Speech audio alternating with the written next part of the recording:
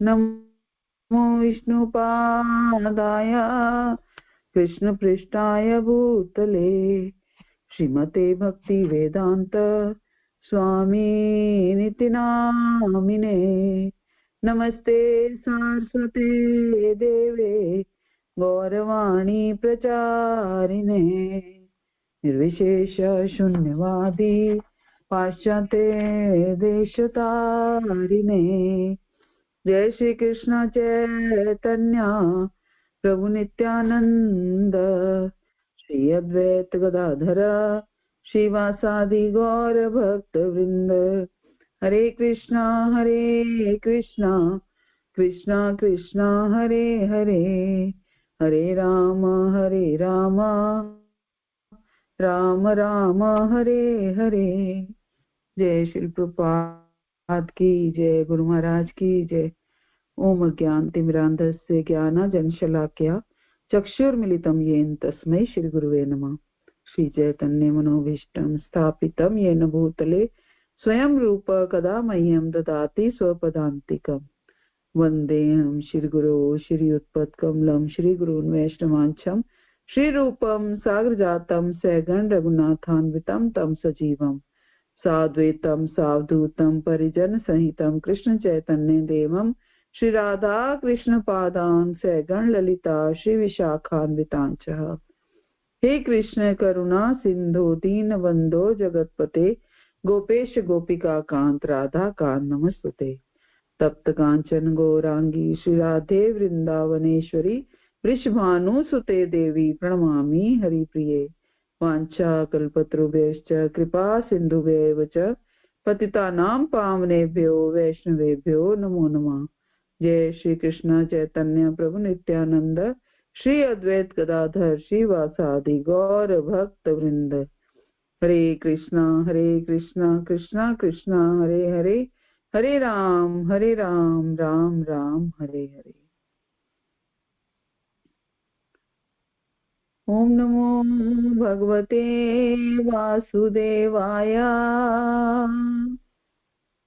ओम नमो भगवते वासुदेवाय,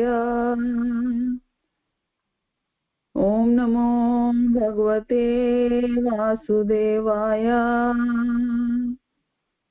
नारायणं नमस्कृत्य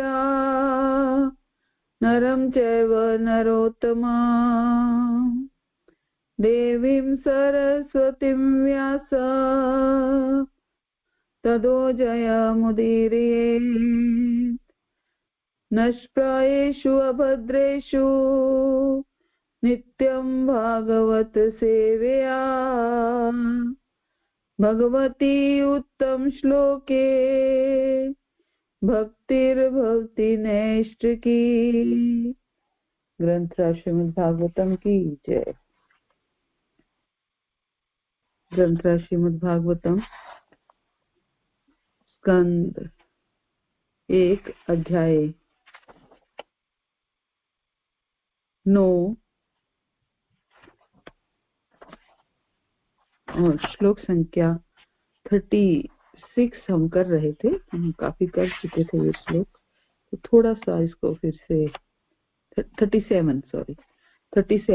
हम कर चुके थे, तो थोड़ा सा इसको रिपीट कर लेते हैं। स्वनिकंपाय मत प्रतिज्ञा ऋतमधिक तुर्मवपुलोतो रथस्थ धृतरथ चरणो अभयाचल दृगो हरिरेव हन्तुमिभं गतोत्तरी।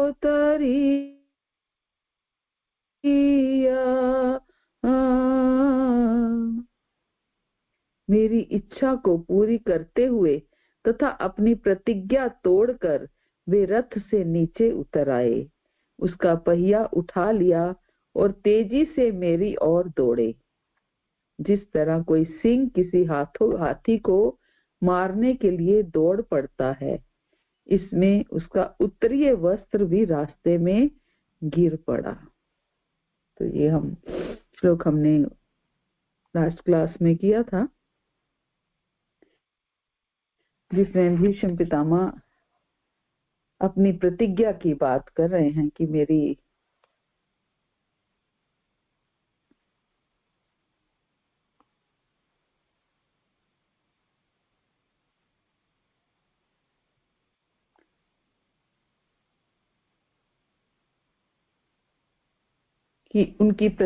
अपनी प्रतिज्ञा तोड़कर रथ से नीचे उतर आए।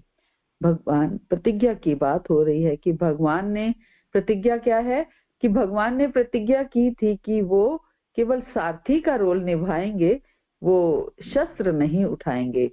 और उधर भीष्म देव की क्या प्रतिज्ञा थी कि वो भगवान से शस्त्र उठवाएंगे, क्योंकि उनको वो उस स्वरूप भगवान के हाथों से वो शस्त्र उनके ऊपर मारते और वो चाहते थे कि भगवान उनके ऊपर वार करें।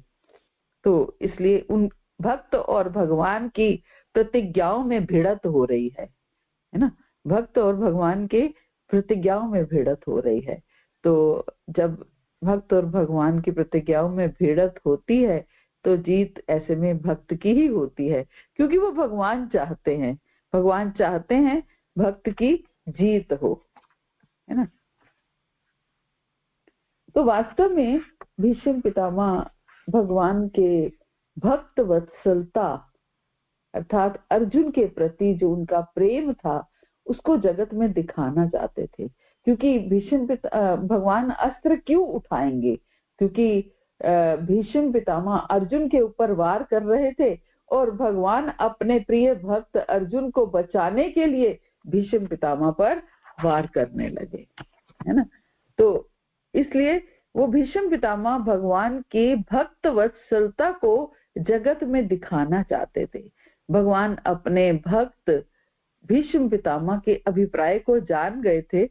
भगवान के लिए शोभा की बात हुई कि अर्जुन की रक्षा के लिए उन्होंने रथ का पहिया उठाया। उस दिन भीष्म पितामह बड़े अद्भुत तरीके से लड़ रहे थे, विद्युत गति से लड़ रहे थे, ऐसे तेज स्पीड से, जैसे बिजली की तरह लड़ रहे थे। कुछ समझ में नहीं आता था कि कब बाण जो है ले रहे हैं, कब बाण चढ़ा रहे हैं और कब छोड़ रहे हैं। इतनी तेज गति, इतनी स्पीड से वो झट से बाण निकालते थे, झट से चढ़ाते थे और झट से छोड़ देते थे। तो इतनी स्पीड थी। अर्जुन केवल उनके बाणों को एक तरह से रिवर्स करने में ही परेशान हो गए थे। जैसे भीष्म पितामह बाण छोड़ते थे तो अर्जुन भी इधर से प्रतिकार करने के लिए बाणों को छोड़ते थे, उसी में ही अर्जुन परेशान हो गए थे। ऐसा लगने लगा कि भीष्म पितामह के हाथ से अब अर्जुन का वध निश्चित है। जब भगवान को ये लगने लगा कि अब भीष्म पितामह के हाथों से अर्जुन का वध निश्चित है, तो कभी किसी युद्ध में भगवान ने अर्जुन को पसीना आते नहीं देखा था। किसी भी युद्ध में भी वे कभी हारे नहीं थे। महाभारत के युद्ध में उन्हें कभी किसी का भी अस्त्र छुआ नहीं था, क्योंकि भगवान उनके रक्षक थे। लेकिन उस दिन भगवान की ऐसी लीला थी कि उन्हें पसीना निकल रहा था। भगवान ने एक बार अर्जुन को देखा, उस समय अर्जुन पसीना पोंछ रहे थे। तब भगवान रथ हाँकना छोड़कर रथ से कूद पड़े। जैसे ही उन्होंने देखा कि अर्जुन पसीना पोंछ रहे हैं तो भगवान ने रथ को हाँकना छोड़ करके रथ से कूद पड़े अर्जुन की रक्षा के लिए। अर्जुन की रक्षा के लिए जमीन पर पड़ा हुआ रथ का पहिया उठाकर भीष्म पितामह को मारने के लिए दौड़ पड़े। ऐसा लग रहा था कि वे भीष्म पितामह को मार ही डालेंगे। उसी की याद भीष्म पितामह कर रहे हैं। भगवान ने जो प्रतिज्ञा की थी कि वे अस्त्र नहीं उठाएंगे, उसे सारा संसार जानता था।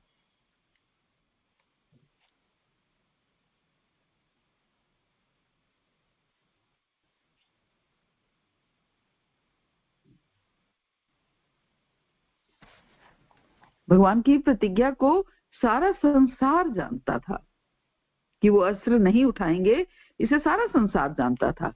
एक क्षत्रिय के लिए वचन, दान, आश्वासन बहुत महत्वपूर्ण बात होती है। हो सकता है कि संसार में कुछ लोग भगवान पर अपने वचन की रक्षा ना करने का आरोप करें, आक्षेप करें कि कृष्ण क्षत्रिय होकर झूठ बोले, अस्त्र उठा लिया। लेकिन इस लीला से भगवान का यश और अधिक बढ़ गया। इस लीला से भगवान का यश जो है वो और अधिक बढ़ गया। भगवान अपने भक्त की रक्षा के लिए अपने सम्मान की भी चिंता नहीं करते हैं। जब भक्त की रक्षा का सवाल आता है तो भगवान अपने सम्मान की भी चिंता नहीं करते हैं। अर्जुन पर प्राण संकट, बाणों की वर्षा हो रही है और भगवान युद्ध में अस्त्र ना उठाने की अपनी प्रतिज्ञा देखें, ये असंभव है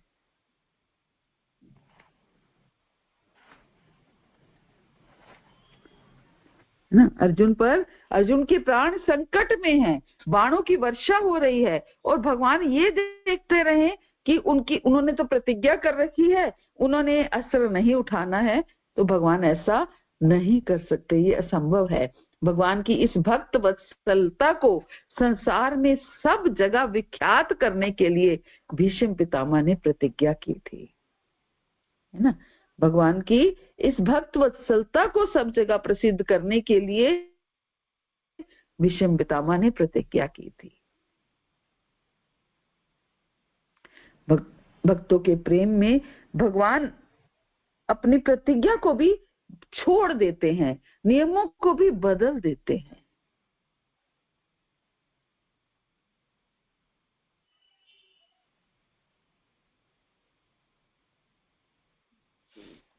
दूसरी बात भीष्म पितामह कहते हैं, भगवान अपनी प्रतिज्ञा, मेरी प्रतिज्ञा को अधिक सत्य करने के लिए छोड़ दिया। भगवान ने अपनी प्रतिज्ञा को, मेरी प्रतिज्ञा को अधिक सत्य करने के लिए छोड़ दिया। भगवान ऐसा आशय व्यक्त कर रहे हैं, यदि मैं देर करता हूं तो भीष्म पितामह अर्जुन का वध कर देंगे। यदि मैं देर करता हूं तो भीष्म पितामह अर्जुन का वध कर देंगे। हाथ में रथ का पहिया लिए भीष्म पितामह के सामने दौड़ने लगे, जैसे सिंह हाथी को मारने चलता है। भगवान उस समय अपने स्वरूप में हो गए। 3 लोकों में जितने जीव हैं सब भगवान के ही भीतर हैं, इसलिए उनका भार बढ़ गया। भगवान के भार से पृथ्वी कांपने लगी। बाहर से ऐसा लगता था कि भगवान भीष्म पितामह के प्रति बहुत क्रोध में थे, क्योंकि उन्होंने अर्जुन को बहुत परेशान किया था। ऐसा लगता था कि भगवान अब भीष्म पितामह को छोड़ेंगे नहीं। भगवान को अपने वस्त्र तक का ध्यान नहीं रहा, उनका उत्तरीय वस्त्र भी गिर गया।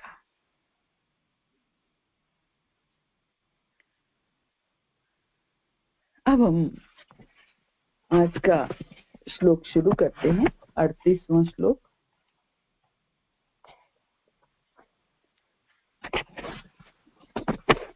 चित्विशिखतो विशीर्ण दंशा शतज परिलुप्त आततायिनो में प्रभसविसारा मध्वधार्थम सभवतु मे भगवान गतिर मुकुंद शितविशिखतो विशीर्ण दंशा शतज परिलुप्त आततायिनो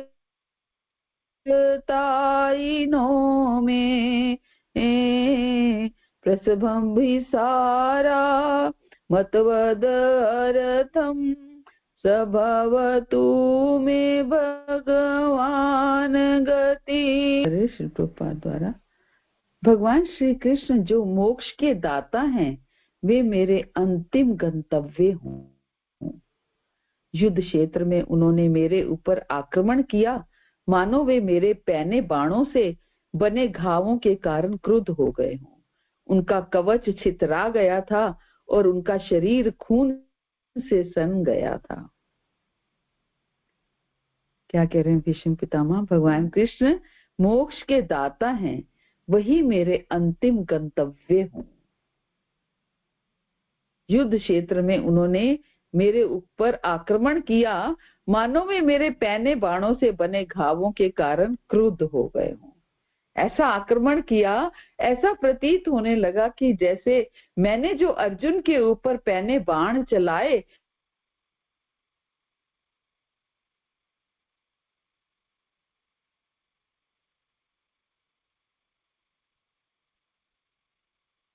शरीर खून से सन गया। क्या कह रहे हैं भीष्म पितामह?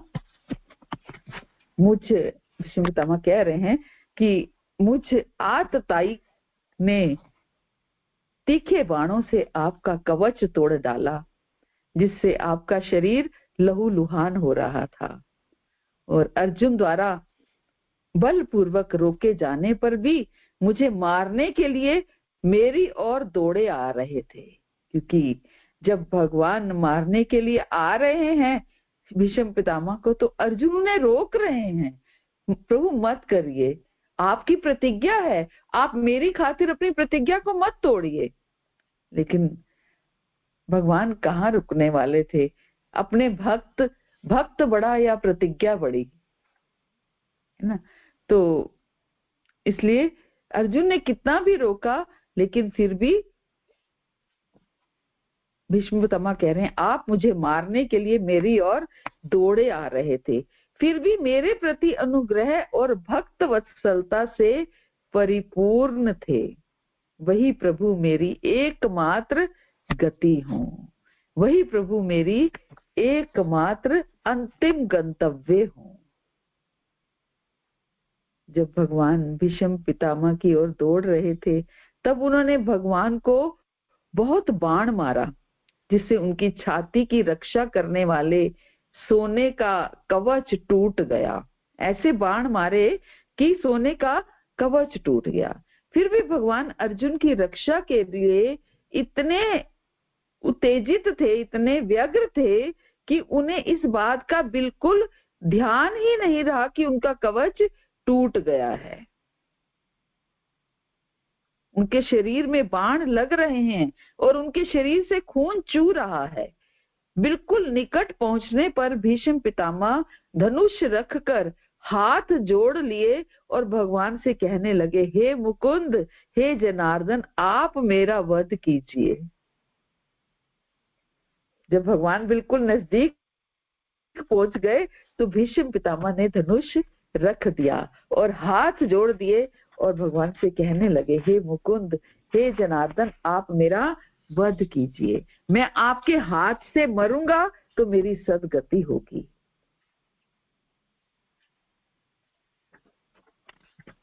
मैं आपके हाथ से मरूंगा तो मेरी सदगति होगी। आपके धाम में जाऊंगा, आपके चरणों में रहूंगा।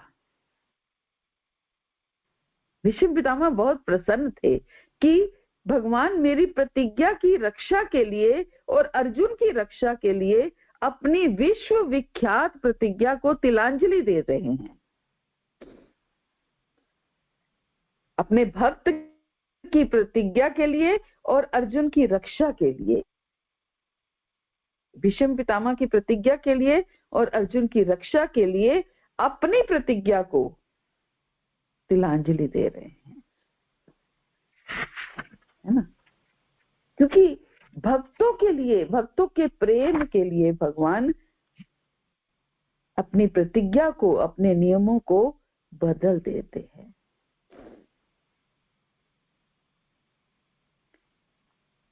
कहते हैं ना, कवि ने कहा है ना, प्रबल प्रेम के पाले पड़ के प्रभु को नियम बदलते देखा,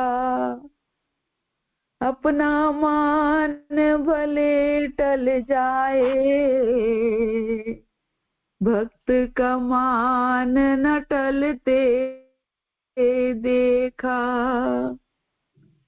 प्रबल प्रेम के पाले पढ़ के प्रभु को नियम बदलते देखा। नियम बदल दिए, अपनी प्रतिज्ञा को तोड़ दिया।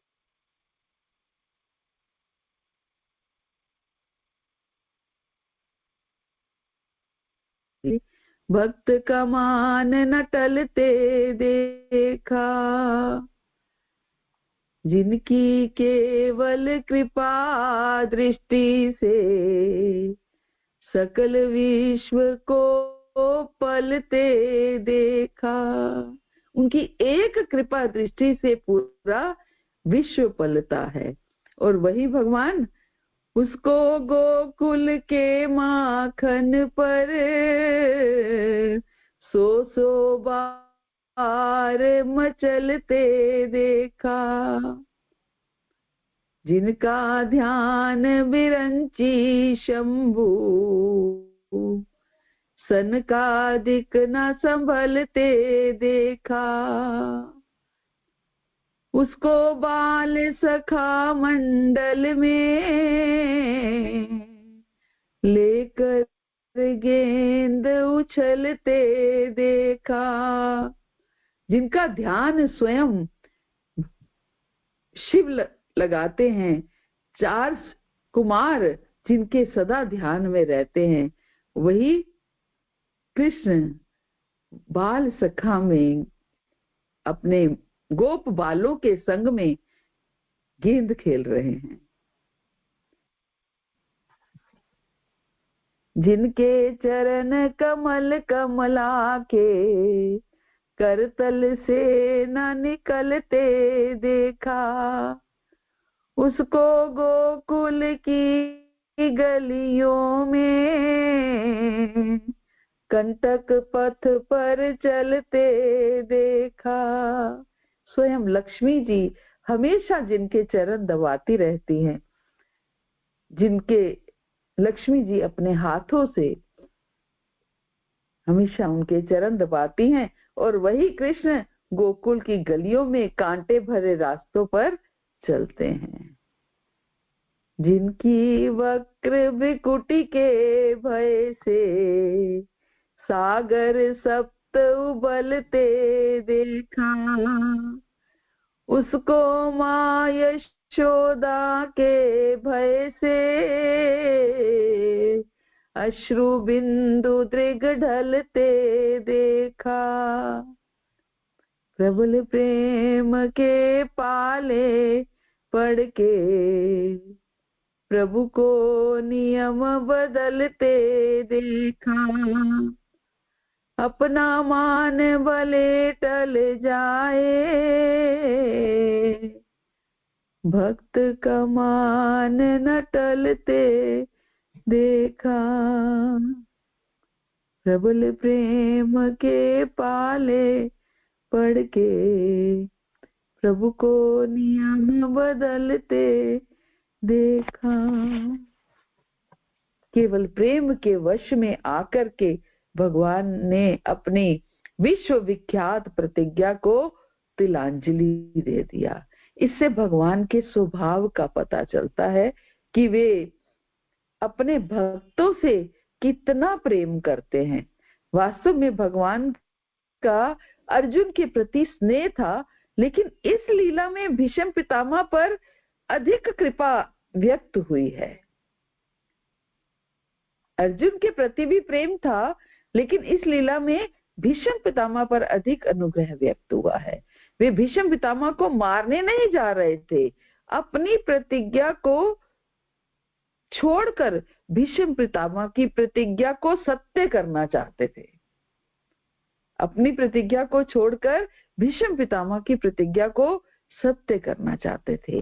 भीष्म पितामह इस रहस्य का अनुभव कर रहे थे। भीष्म पितामह इस रहस्य का अनुभव कर रहे थे, महसूस कर रहे थे कि भगवान मेरी प्रतिज्ञा के कारण मेरी प्रतिज्ञा सच हो जाए कि मैं भगवान से शस्त्र उठवा के छोड़ूंगा, इसलिए भगवान अपनी प्रतिज्ञा को तोड़ रहे हैं, है ना। हम श्रीमद् भागवतम में भगवान के गुण, उनके स्वभाव, उनके स्वरूप, उनके ऐश्वर्य, उनके सौंदर्य को सुनते हैं। इसलिए श्रीमद् भागवतम सुनना मनुष्य जाति का सबसे महत्वपूर्ण कार्य है। भागवतम को सुनना मनुष्य जाति का सबसे महत्वपूर्ण कार्य है। लेकिन कभी कभी दुख होता है ये देखकर कि आज हमारा समाज किस तरफ जा रहा है कि वो ये जानता ही नहीं कि भागवतम है क्या, तो क्या सुनेगा उसको। जबकि भागवतम मनुष्य जाति का सुनना मनुष्य जाति का सबसे मुख्य कार्य है। महाराज परीक्षित ब्राह्मण का श्राप सुनकर राज्य त्याग दिया था और गंगा जी के तट पर आए थे और वहां उपस्थित सभी ऋषि मुनियों को प्रणाम किया और हाथ जोड़कर पूछा, सर्वथा म्रियमाण व्यक्ति का क्या कर्तव्य है। म्रियमाण व्यक्ति मीन्स मरणासन व्यक्ति, जो मृत्यु के पास हो, उस व्यक्ति का क्या कर्तव्य है। और उनकी जिज्ञासा का समाधान करते हुए सुखदेव गोस्वामी ने कहा था, तस्माद भारता सर्वात्मा भगवान ईश्वरो हरि, श्रोतव्य कीर्तव्य स्मर्तव्य अभ्ययम। कि हे महाराज परीक्षित, मनुष्य को चाहिए कि वह भगवान श्री कृष्ण के विषय में श्रवण करे, कीर्तन करे और स्मरण करे। उन्होंने महाराज परीक्षित को श्रीमद् भागवतम सुनाया। श्रीमद् भागवत सुनकर वे भगवान के धाम में चले गए। श्रीमद् भागवतम सुनने से साक्षात भगवान श्री कृष्ण हृदय में आ जाते हैं। आप देखिए, भागवत की कथाओं को सुन के क्या भगवान महसूस नहीं होते। हम कई बार, आप भक्त लोग ही कहते हैं कि माता जी ऐसा लगता है कि सामने ये लीला चल रही है।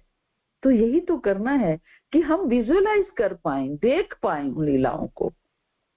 तो श्रीमद् भागवतम सुनने से साक्षात भगवान कृष्ण हृदय में आ जाते हैं। यदि श्रीमद् भागवतम को यथावत पढ़ा जाए, सुना जाए और भगवान में अच्छे से समझा जाए, तो भगवान में प्रेम अवश्य उत्पन्न होगा, अवश्य उत्पन्न होगा।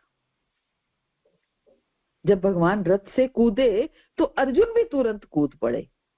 अर्जुन को चिंता हो रही थी कि संसार में बहुत बदनामी होगी कि श्री कृष्ण अपनी प्रतिज्ञा छोड़कर एक कुल वृद्ध को मारे। भीष्म पितामह कौन थे? कुल वृद्ध। तो भगवान को भक्त की चिंता हो रही है और भक्त को भगवान की चिंता हो रही है कि मेरे भगवान की बदनामी होगी।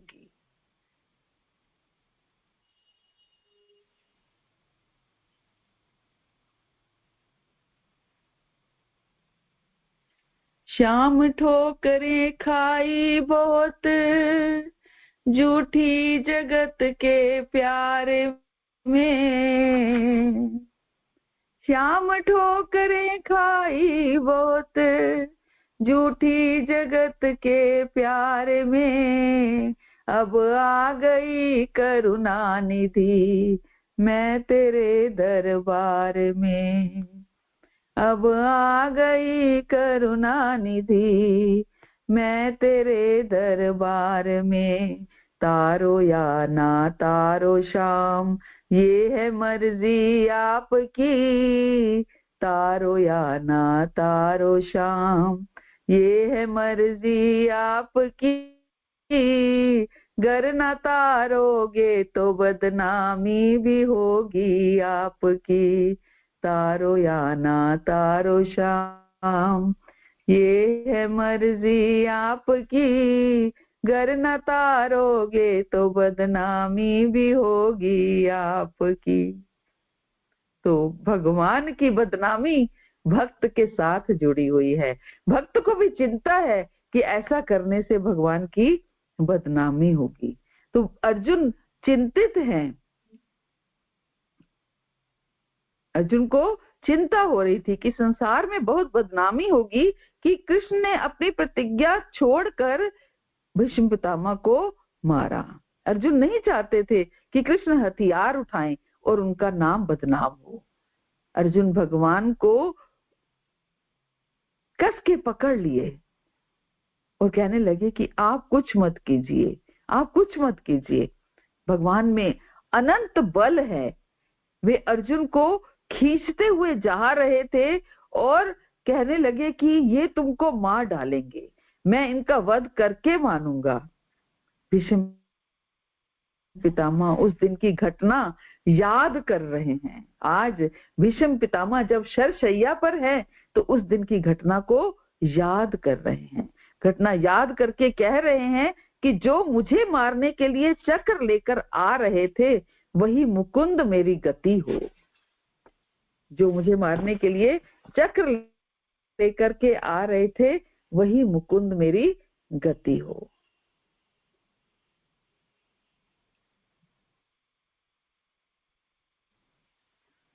जब भगवान का कवच टूटा तो वे जमीन पर नहीं गिरा, लटक रहा था।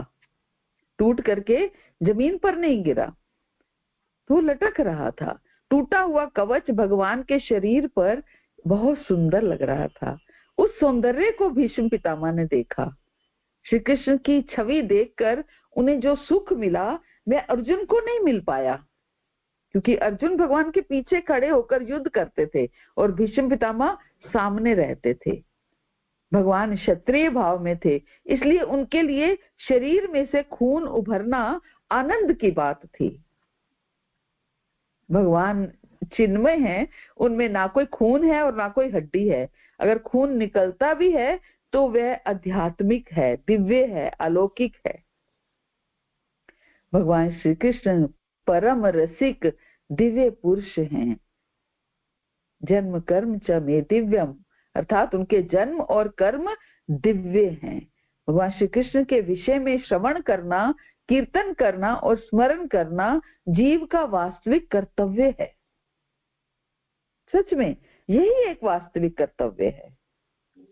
भगवान कृष्ण के विषय में श्रवण करना, कीर्तन करना और उनका स्मरण करना, ये जीव का वास्तविक कर्तव्य है। भीष्म पितामह मृत्यु के समय बाण शैया पर श्री कृष्ण की उन लीलाओं को याद कर रहे थे जो पहले हो चुकी थी। भीष्म पितामह की अभिलाषा थी कि मैं शरीर छोड़ूं तो श्री कृष्ण के धाम में जाऊं और उनका नित्य सेवक बनकर रहूं।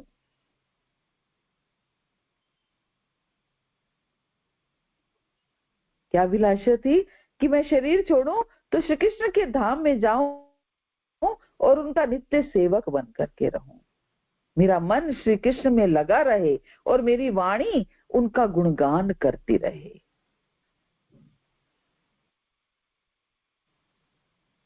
भगवान का हमेशा स्मरण होना ही यही वास्तविक भजन है, कि हम हमेशा भगवान का स्मरण कर पाए, ये वास्तविक भजन है।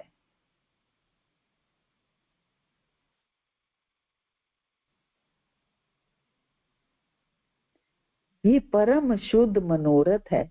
ऐसा मनोरथ वही कर सकता है जिन्होंने भगवान के विषय में बहुत श्रवण किया है, जिन्होंने भगवान के विषय में बहुत पढ़ा है, जिन्होंने भगवान के नामों का उच्चारण किया है। भगवान का हमेशा स्मरण होना यही वास्तविक भजन है और यही शुद्ध मनोरथ है। और वो कौन कर सकता है? जिन्होंने भगवान के बारे में खूब सुना है, खूब पढ़ा है, खूब उनके नामों का उच्चारण किया है।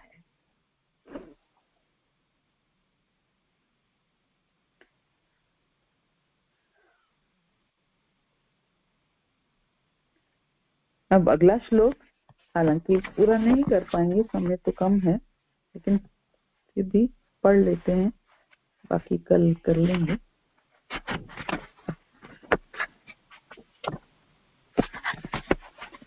विजिरत कुटुंब आत तोत्रे धृतहयरशिमिनी तच्छ श्रियेषणीया भगवतीरतिरस्तु मे मुमुश्रो यर्मे निरीक्ष्य हता गता स्वरूपा विजरत कुटुंब आततोत्रे ऋतऐरशीमनि तच श्रिये शणीये भगवतीरतिरस्तुमे मुमुश्रो यर्मि निरीक्ष्य हता गता स्वरूपा। मृत्यु के अवसर पर मेरा चरम आकर्षण भगवान श्री कृष्ण के प्रति हो। मैं अपना ध्यान अर्जुन के उस सारथी पर एकाग्र करता हूँ जो अपने दाहिने हाथ में चाबुक लिए थे और बाएं हाथ में लगाम की रस्सी थामे और सभी प्रकार से अर्जुन के रथ की रक्षा करने के प्रति अत्यंत सावधान थे। जिन लोगों ने कुरुक्षेत्र के युद्ध स्थल में उनका दर्शन किया, उन सबों ने मृत्यु के बाद अपना मूल स्वरूप प्राप्त कर लिया। भीष्म पितामह अपनी इच्छा बता रहे हैं, कामना बता रहे हैं कि मृत्यु के अवसर पर मेरा चरम आकर्षण भगवान श्री कृष्ण के प्रति हो। मैं अपना ध्यान अर्जुन के उस सारथी पर एकाग्र करता हूँ जो अपने दाहिने हाथ में चाबुक लिए थे और बाएं हाथ में से लगाम की रस्सी थामे थे। जिस स्वरूप की भीष्म पितामह जिस स्वरूप को देखना चाहते हैं, जिस स्वरूप के दर्शन करना चाहते हैं कि भगवान रथ पर सवार हैं और दाहिने हाथ में चाबुक है और बाएं हाथ में लगाम की रस्सी थामे हैं और सभी प्रकार से अर्जुन के रथ की रक्षा करने के लिए बड़े सावधान हैं।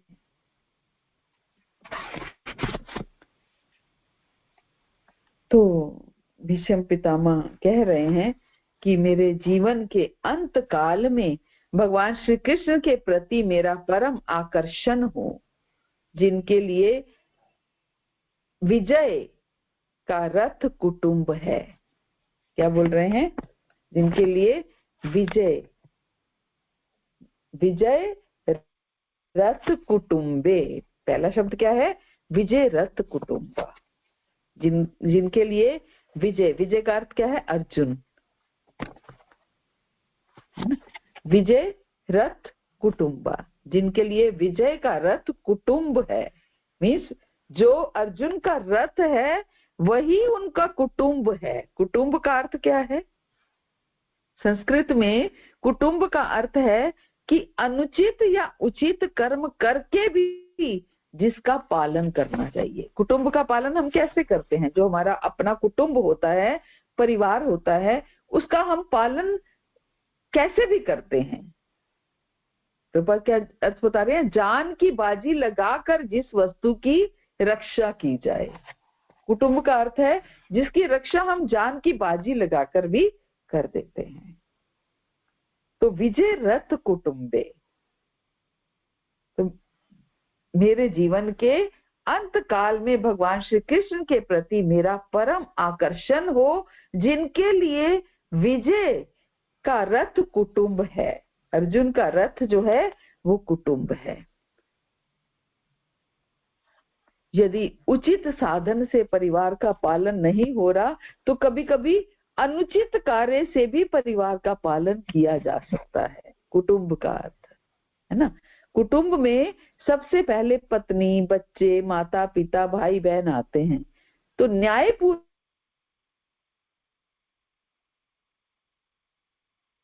उनका पालन करना चाहिए। यदि पालन करने में कठिनाई है तो अन्याय के द्वारा भी पालन किया जा सकता है। भगवान श्री कृष्ण के लिए अर्जुन का रथ ही कुटुंब के समान रक्षणीय है। क्या कह रहे हैं कि यदि पालन करने में कठिनाई है तो अन्याय के द्वारा भी पालन किया जा सकता है। कुटुंब का पालन करने में अर्जुन को बचाने के लिए भगवान को अन्याय करना पड़ा, तो उन्होंने किया। जैसे उन्होंने अस्त्र नहीं उठाने की प्रतिज्ञा की थी, लेकिन अर्जुन की रक्षा के लिए उन्होंने अस्त्र उठा लिया। कभी कभी भगवान बहुत बेढंगा रथ चलाते थे, टेढ़ा मेढ़ा, जिससे कोई वीर बहुत क्रोधित हो जाते थे। जो योद्धा होते थे कई, वो बहुत क्रोधित हो जाते थे, वे अर्जुन पर प्रहार करना चाहते थे, लेकिन भगवान इस तरह से रथ हाँकते थे कि उनका निशाना जो है वो विफल हो जाता था। अन्याय करके भी जो अर्जुन के रथ की रक्षा में व्यग्र थे, व्यस्त थे, ऐसे भगवान श्री कृष्ण में भीष्म पितामह प्रीति चाहते हैं। ऐसे भगवान कृष्ण में भीष्म पितामह प्रीति चाहते हैं। भीष्म पितामह ने अपनी आंखों से देखा था कि किस तरह भगवान अर्जुन को बचाते हैं।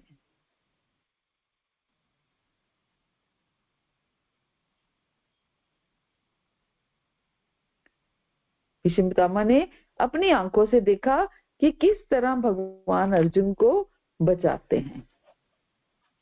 महाभारत में वर्णन है कि एक दिन अर्जुन के साथ कर्ण का युद्ध हो रहा था और दुर्योधन ने कर्ण को अर्जुन का वध करने के लिए उकसाया।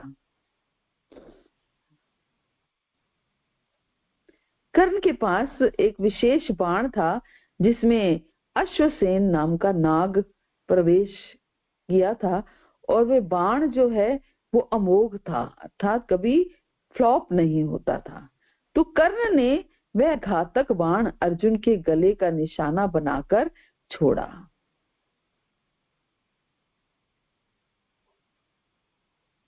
लेकिन भगवान तो अंतर्यामी है, और अंतर्यामी भगवान ने रथ पर बहुत जोर से मारा, जिससे घोड़ों ने तुरंत घुटने टेक दिए।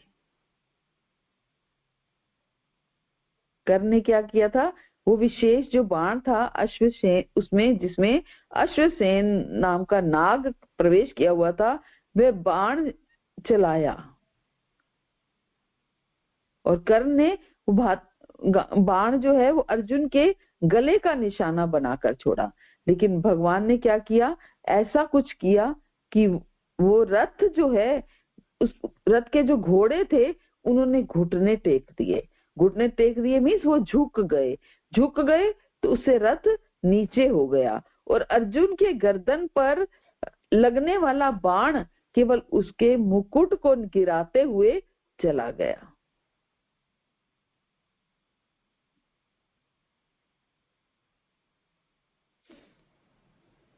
रथ के पहिए नीचे हो गए और रथ नीचे हो गया, पहिए टूट गए, घोड़े झुक गए और रथ नीचे हो गया और बाण जो है उनके मुकुट को गिराते हुए चला गया, गर्दन तक नहीं पहुंचा। मुकुट गिरना अर्जुन का पराजय माना गया।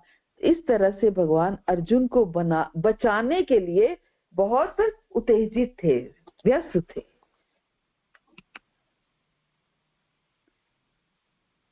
ऐसे ही एक दिन अर्जुन का भूरिश्रवा से युद्ध हो रहा था। भूरिश्रवा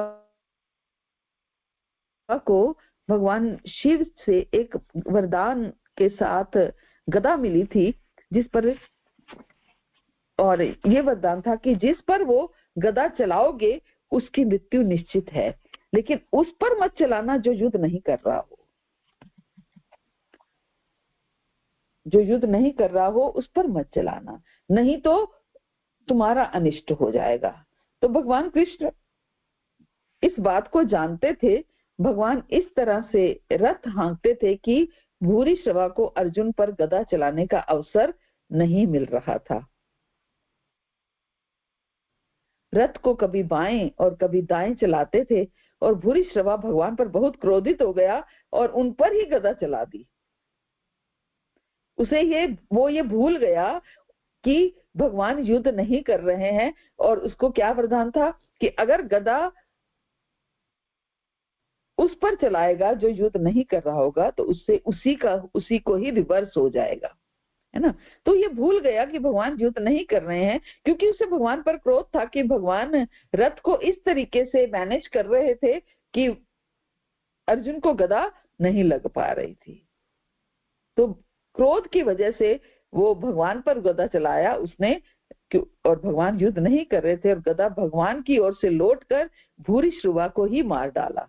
तो इस तरह भगवान महारथियों के अस्त्र से कई तरह से अर्जुन की रक्षा करते थे। तो आगे डिटेल में हम कल करेंगे इस श्लोक को फिर से। हरे कृष्णा। शिल प्रभुपाद की जय, गुरु महाराज की जय, आप सब भक्तों की जय।